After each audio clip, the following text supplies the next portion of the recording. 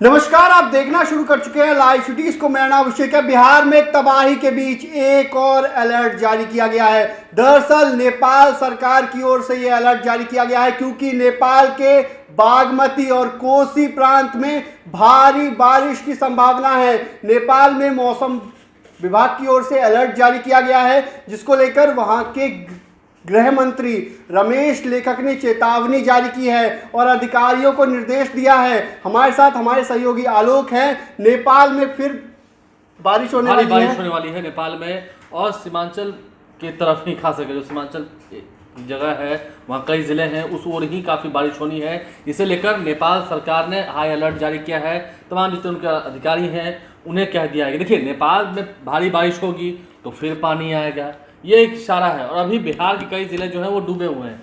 चाहे हम बात करें सुपौल की, देखिए सुपौल में गंडक बराज से सहरसा, मधेपुरा, शिवहर, पूर्णिया, सीतामढ़ी, मुजफ्फरपुर, बूढ़ी गंडक की बात करें, बागमती नदी की बात करें, सभी नदियां जो उफान पर हैं और कई तटबंध टूटे, जिस कारण से कई गाँव जो हैं वो जल में समाहित हो गए। सेना उतरी हुई है। और देखा आपने सेना का जो हेलीकॉप्टर था वो भी आज क्रैश कर गया मुजफ्फरपुर के औराई में कैसे वहां पर गांव वालों ने उन्हें बचाया।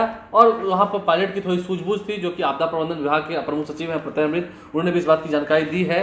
खैर, देखना यह है कि अभी बिहार में क्या और तबाही का मंजर देखना बाकी रह गया है। ये एक बड़ा अलर्ट है, खास करके जो कोसी सीमांचल की ओर लोग रह रहे हैं, क्योंकि उधर भी मौसम बिगड़ना है, उधर भी और बारिश होनी है। जब नेपाल में बारिश होगी, फिर अभी तो कुछ गेट बंद कर दिए गए हैं कोसी गंडक सुपौल में, कोसी बराज के और गंडक बराज के, लेकिन स्थिति थोड़ी वहां सुधरी है। लेकिन फिर वहां पानी छोड़ा जाएगा तो फिर डैम पर दबाव पड़ेगा, तो हो सकता है फिर डैम खोलना भी पड़े।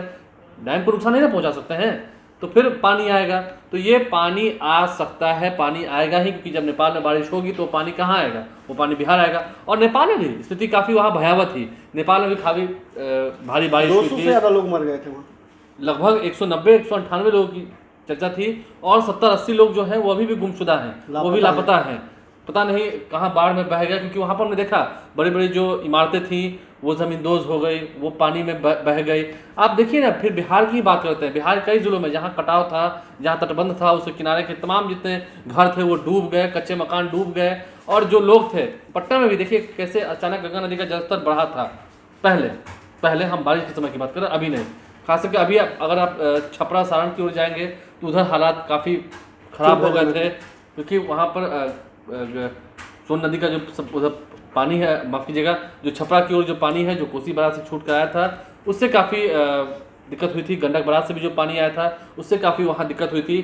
तो ऐसे में समस्याएं अभी खत्म हुई नहीं हैं। कई ज़िलों में अभी राहत बचाव कार्य किया जा रहा है। तमाम जितने जो जनप्रतिनिधि हैं अपने अपने ज़िलों में, वो अपना राहत बचाव कार्य कर रहे हैं। कई ऐसे नाम हैं, लेकिन फिलहाल अभी पानी और आना है, क्योंकि अभी गाँव में से पानी निकला नहीं है और नेपाल में पानी आएगा। नेपाल में आने की बारिश होगी, भारी बारिश होगी, इसको लेकर अलर्ट भी जारी किया गया है। वहाँ की सरकार ने सबसे ज़्यादा खतरा तो कोसी और बागमती से हुआ है।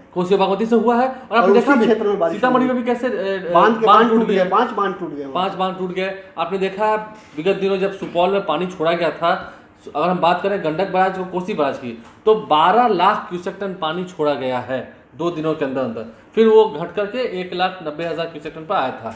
लेकिन अगर हम आंकड़े देख रहे हैं, जब हमने 12 लाख क्यूसेक टन पानी की बात की है, तो कई ऐसे जगह थे जहाँ पर देर रात को रिसाव शुरू हो गया। वहाँ पर जब रिसाव होने लगा तो रात को ही तटबंध को मजबूत करना पड़ा। नहीं तो अगर वहाँ भी टूटता तो कई गाँव के गाँव जो है वहाँ भी प्रलय आता, और कई गांव में प्रलय आया भी है। कई गांव में अभी भी खाने पीने की समस्या है, लोग बेघर हो गए, हाईवे पर रह रहे हैं। कई जगह तो एनएच डूब गए थे। ये तो शुक्र मनाइए कि मौसम ने करवट ली है और बिहार के अधिकतर जिलों में अब धूप निकलने लगी है और मौसम साफ, नदियों का पानी भी कम होने लगा। लेकिन अब फिर बारिश नेपाल में होगी। हम खतरा कह रहे हैं बिहार में नहीं है, खतरा नेपाल में अगर बारिश होगी, वहाँ अलर्ट जारी किया गया है, तो पानी आएगा कहाँ, फिर इधर आएगा। तो यानी कि चेतावनी दी गई है। फिलहाल बिहार सरकार भी ऐसा नहीं है, अलर्ट मोड पे है।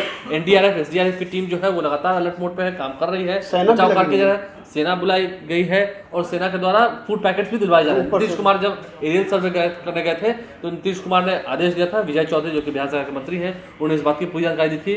और तमाम जितने बिहार सरकार के मंत्री, देखिए कल ही कैबिनेट की बैठक हुई थी, उस कैबिनेट की मीटिंग में कई जो आपदा प्रबंधन की बातें थी उस पर काम हुआ है, उस पर विचार हुआ है। और नीतीश कुमार तो कहते ही हैं, बिहार के मुख्यमंत्री, कि सबसे पहला अगर राज्य के खजाने पर हक है किसी का तो वो है आपदा पीड़ितों का। और फिलहाल आपदा पीड़ित की बात की जा रही है, उनकी मदद की जा रही है, लेकिन अभी फिलहाल है खतरा, जो आने वाला खतरा है, बड़ा खतरा है। अभी देखिए कल से शारदीय नवरात्र की शुरुआत होनी है, लेकिन अभी अगर नेपाल में भारी बारिश होगी तो वो पानी आएगा, उस पानी को आना ही है।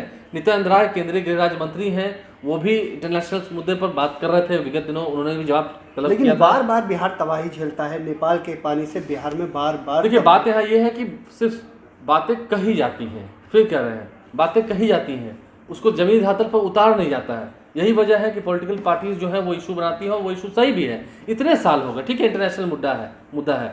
बिहार में किसी सरकार है, एनडीए की सरकार है, देश में किसी सरकार है, एनडीए की सरकार है, 10 सालों से एनडीए की सरकार है, बिहार में भी एनडीए की सरकार है। इंटरनेशनल मुद्दा है तो उस मुद्दे को सुलझाएंगे ना बैठ के, उसको सॉर्ट आउट करेंगे ना। नेपाल से हर बार पानी छोड़ा आता है, बिहार में पानी आता है, क्योंकि हम फिर कर रहे हैं, बांध तोड़ नहीं देंगे। अगर ठीक है बिहार में डैम की जो गेट है अगर वो नहीं खोले गए तो उसमें डैम में दरार आएगी। अगर डैम टूट गया तो फिर तो प्रलयकारी स्थिति हो जाना है।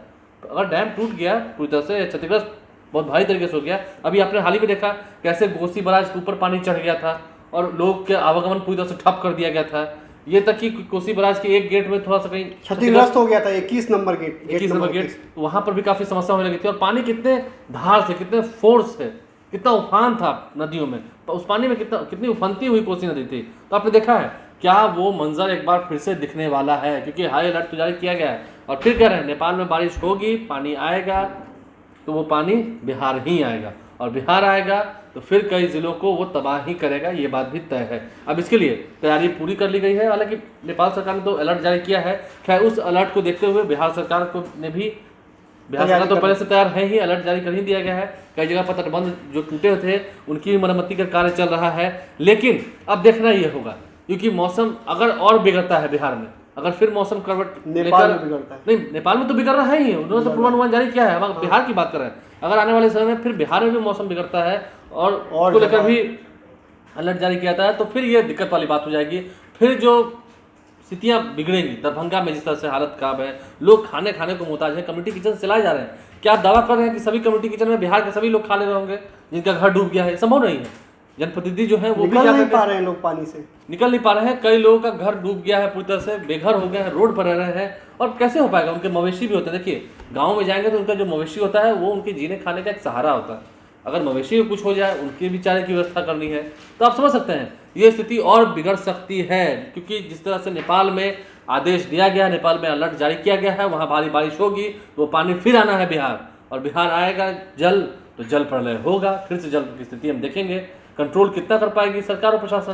प्रकृति के मार को कभी कोई कंट्रोल कर पाया है? तो ठीक उसी तरह से प्रकृति के मार को कंट्रोल नहीं करते, सिर्फ अलर्ट है, देखना है अभी आगे क्या होता है। तो देखना है आगे क्या होगा। लेकिन नेपाल सरकार की ओर से हाई अलर्ट जारी किया गया है, क्योंकि नेपाल में रमेश लेखक जो केंद्रीय है वहाँ के गृह मंत्री हैं, उनकी ओर से ये जारी किया गया है। अधिकारियों को कहा गया कि तैयारी करें। बागमती और कोसी प्रांत जो नेपाल का है वहाँ भारी बारिश हो सकती है, तो ऐसे में बिहार में एक बार फिर तबाही मच सकती है। ऐसे में हाई अलर्ट जारी है। हम डरा नहीं रहे हैं, बता रहे हैं कि आप सचेत रहें, सतर्क रहें, बने रहिए लाइव सिटीज के साथ। हमारे यूट्यूब चैनल को सब्सक्राइब करिए, फेसबुक पेज को लाइक करिए। धन्यवाद।